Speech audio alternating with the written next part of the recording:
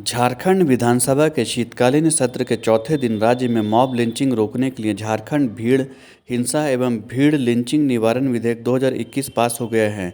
संसदीय कार्य मंत्री आलमगीर आलम ने विधेयक को सदन में प्रस्ताव रखा, जिस पर स्पीकर ने मतदान कराया और सभी ने अपना मत भी रखा। इसके बाद राज्य में लागू हो गया। राज्य में बने इस कानून पर मुख्यमंत्री हेमंत सोरेन ने कहा कि राज्य में बढ़ते मॉब लिंचिंग की घटनाओं को देखते हुए कानून की जरूरत थी। अब झारखंड में लोग सौहार्दपूर्ण वातावरण में रह सकेंगे। वहीं सदन में विधेयक पर चर्चा के दौरान बीजेपी ने जमकर हंगामा किया। बीजेपी के विधायक वेल तक पहुंच गए। उन्होंने इस कानून को लेकर सरकार पर तुष्टीकरण का आरोप लगाया। पार्टी के 3 विधायकों अमर बावरी, अमित मंडल और रामचंद्र चंद्रवंशी ने संशोधन प्रस्ताव भी लाए, लेकिन सभी खारिज कर दिए गए। बीजेपी के विधायक अमित मंडल ने कहा कि सरकार का यह काला अध्याय पूरे झारखंड में लिखा जाएगा। उन्होंने इसे तैयार करने वाले अधिकारियों की मंशा पर भी सवाल उठाया। उन्होंने कहा कि इसमें भीड़ को अंग्रेजी में मॉब लिखा गया है और उसके बारे में कहा गया है कि 2 या 2 से अधिक। किस आधार पर 2 व्यक्ति को मॉब लिखा गया है? ये सरकार को खुश करने के लिए आईएएस अधिकारियों का कारनामा है। वहीं अमर बावरी ने कहा कि किसी विशेष वर्ग को तुष्टीकरण के लिए आदिवासी भाइयों पर अत्याचार कर रहे हैं। ये झारखंडी विरोधी बिल हैं। वहीं भाजपा बीजेपी विधायक ने इस कानून की खामियां गिनाते हुए कहा कि आने वाले समय में इसका दुरुपयोग देखने को मिलेगा। देखिए, समय समय पर बहुत सारी घटनाक्रम हमारे आपके समाज के इर्द गिर्द होता रहता है। कई चीज़ों को बहुत साधारणतः देखा जा सकता है। कई घटनाएं कुछ असाधारण तरीके से भी हम लोगों के सामने आ जाता, आपके सामने आ जाता है, लोगों के सामने आ जाता है। इसीलिए घटना कई प्रकार के हो सकते हैं, अच्छे भी होते हैं, बुरे भी होते हैं और कई संगीन भी होते हैं, आपराधिक भी होते हैं। राज्य के अंदर सभी समाज, सभी वर्ग सौहार्दपूर्ण रहें, शांति और खुशहाली से रहें। ये आपका हमारा सबका दायित्व बनता है और सभी यही चाहते हैं। लेकिन कभी कभी कुछ असामाजिक तत्वें, जिसका ना नाम है ना पहचान होता है, वो अपनी हरकतों से बाज नहीं आते और आम नागरिकों को काफ़ी तकलीफें देने का काम करती है। इसमें कोई भी हो सकता है।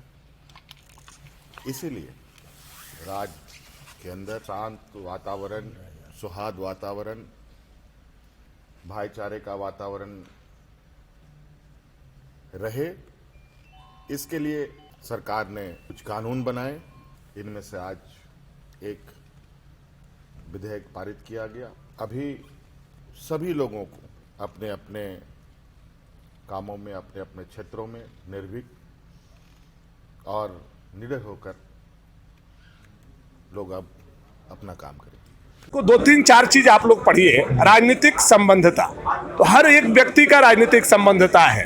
वर्ग संबंधता, हर एक व्यक्ति का, जैसे आप पत्रकार है तो पत्रकारों का वर्ग है, हम राजनीतिक कार्यकर्ता हैं तो राजनीतिक से वर्ग हमारा संबंध है। तो किसी को अगर कोई इलेक्ट्रॉनिक्स चीज पे कोई सामग्री भेजी जाती है तो भी मॉब लिंचिंग में हुआ जाएगा। जैसे व्हाट्सएप पर आपने कोई मैसेज मुझे भेजा, कहीं कोई क्राइम हुआ है, उसका व्हाट्सएप मैसेज हमको आपने भेजा, तो आप भी कल्प्रिट माने जाएंगे और जिसको मिलता है वो भी माना जाएगा। आप कोई क्राइम किए, उसका सूचना अगर हम तक पहुंचती है तो हम भी माने जाएंगे 120B में और आप भी माने जाएंगे। तो ये काला कानून लाया है सरकार ने और ये काला कानून का भुक्तभोगी हेमंत खुद होंगे, आप देखिए। अच्छा, जेपीएससी मामले पे देखिए, वर्तमान परिप्रेक्ष्य में जो मॉब लिंचिंग कानून आज लाया गया, पास कराया गया, या जल्दबाजी में लाया हुआ कानून, तुष्टीकरण के लिए, वोट के लिए ये कानून लाया गया ऐसा प्रतीत होता है। इसमें थोड़ा समय चाहिए था, थोड़ा विस्तृत चर्चा होनी चाहिए थी और इसीलिए हम लोगों ने बराबर कहा कि इसको प्रवर्ग समिति को भेजा जाए। लेकिन सरकार के मन में संशय है कि कब हम लोगों की लंगड़ी सरकार गिर नहीं जाए, तो वोट को कैसे इंटैक्ट रखें और मॉब लिंचिंग से हिंदू मुस्लिम के तुष्टीकरण कैसे हम कर सकें, इस उद्देश्य से आनंद फानंद में ये कानून लेकर के आए। अब बताइए, मॉब का मतलब ही होता है कि जहां बहुसंख्यक संख्या में लोगों के द्वारा क्राइम किया जाए, लेकिन इस कानून में 2 लोगों को डिफाइन किया गया है। अब दो लोग कानून का कोई अगर क्राइम करते हैं तो वो भी मॉब लिंचिंग में होगा, चाहे वो पत्रकार हो, चाहे वो राजनीतिक कार्यकर्ता हो, समाज सेवा करने वाले लोग हों, या कोई भी कार्यकर्ता हो, उनको फंसाया जा सकता है, उनके जीवन को बर्बाद किया जा सकता है। इसलिए यह काला कानून है। आप देखते होंगे हम लोगों के गांव में क्या प्रथा है। हमारे गांव में आज भी यह प्रथा है कि पंचायती के नाम पर गांव में बैठते हैं, पेशा कानून में लोग बैठते हैं और वो कोई फैसला करते हैं, गांव उसको मानता है।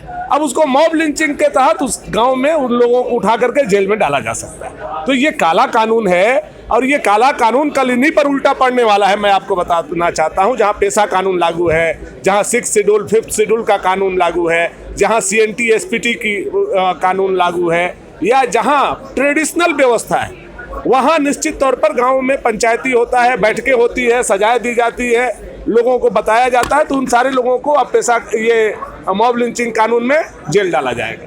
तो स्वाभाविक रूप से उसका भुक्तभोगी भी यही सरकार होगी। अच्छा, वर्ग विशेष को भी टारगेट करने को लेकर भी विपक्ष काफी सत्ता पक्ष काफी हंगामा कर रहे थे, क्या लगता है ये बिल को लेकर? देखिए, मैंने जो मुद्दे उठाए वो राज्य के लार्जर इंटरेस्ट में था, किसी जाति समूह के लिए नहीं था। मॉब का कोई नाम नहीं होता, कोई चेहरा नहीं होता, कोई जात नहीं होता, कोई संप्रदाय नहीं होता, किसी के साथ भी दुर्घटना घट सकती है। इसी को देखते हुए मैंने कई ऐसे चीज़ों का उल्लेख किया जो सही में इस बिल में होना चाहिए था, जो कि मिसिंग था। फॉर एग्जाम्पल, मान लीजिए कि किसी हिंदू का गौ हत्या में हत्या हो जाता है, मृत्यु हो जाती है, तो क्या वो मॉब लिंचिंग की कैटेगरी में नहीं आएगा? वो निश्चित तौर पर वो आएगा। क्या मान लीजिए कि किसी एक व्यक्ति ने कोई मुसलमान लड़की से शादी किया, उसकी हत्या हो जाती है, मॉब लिंचिंग में आएगा। इन सब चीज़ों का उल्लेख नहीं था। क्या होगा कि अगर रतनलाल हेड कांस्टेबल को एंटी राइट्स में पत्थर मार के मार दिया जाएगा, वो मॉब लिंचिंग की कैटेगरी में आएगा। वो दुर्बल व्यक्ति तो था नहीं, वो तो एक पुलिस प्रशासनिक पदाधिकारी था। तो आपने कह दिया कि दुर्बल व्यक्ति के साथ ही मॉब लिंचिंग, ऐसा भी नहीं है। मैंने आपको एग्जाम्पल करके प्रूव कर दिया। तो निश्चित तौर पर कई चीज़ें थी जिसका उल्लेख होना चाहिए था, उल्लेख नहीं हुआ। वही मैंने कहा कि चीज़ों को ठीक तरीके से प्रस्तुत करने के लिए गहन अध्ययन करके सरकार को आना चाहिए। मुझे लगता है कि सरकार की तैयारी कम थी, सरकार तुष्टीकरण की राजनीति कर रही थी और इसी के तहत ये बिल लाया गया था। किया गया, किसी को न्याय देने के लिए नहीं पास किया, किसी को टारगेट करके किसी को प्रताड़ित किया जाए इसके लिए पास किया गया। इसी झारखंड के अंदर हम लोगों ने पेशा कानून को समर्थन करने वाले इस सत्ता पक्ष के लोगों को देखा है। और जो पेशा कानून है वो कहता है कि भाई छोटे मोटे जो घटनाएं या कोई अपराध होता है तो समाज उसमें बैठ करके उसमें पनिशमेंट भी देता है, कोई बातें भी करता है। अगर उससे भी यदि आपको कोई पीड़ा हो जाए कि चले जाए, तो इतना पदाधिकार को इतना ताकत दिया कि उसको आजीवन कारावास कर देगा। तो आदिवासी मूलवासी के जो व्यवस्थाएं हैं, परंपरा है, उसके मूल भावना के विरोध का ये है। जिस तरह से राजनीतिक दलों को टारगेटेड करके, राजनीतिक कार्यकर्ताओं को टारगेट करके जो पदाधिकारी को इतना पावरफुल और पावर दिया गया है कि आशंका के आधार पर ही किसी को जेल डाल करके आजीवन कारावास कर दे, ये पूरी तरह से काला कानून है। और हम लोगों ने इसीलिए परिवर्ग के समिति में भेजने का हम लोगों ने डिमांड किया था। ये आवाज हर घर में लाती है खुशियाँ। ओएसएस फर्टिलिटी देते हैं आपको खुशियाँ नए मेहमान के आने की। आज ही आइए, स्कैनिंग और कंसल्टेशन का फायदा लीजिए। OSS fertility, above Tata Motors, Bariatu.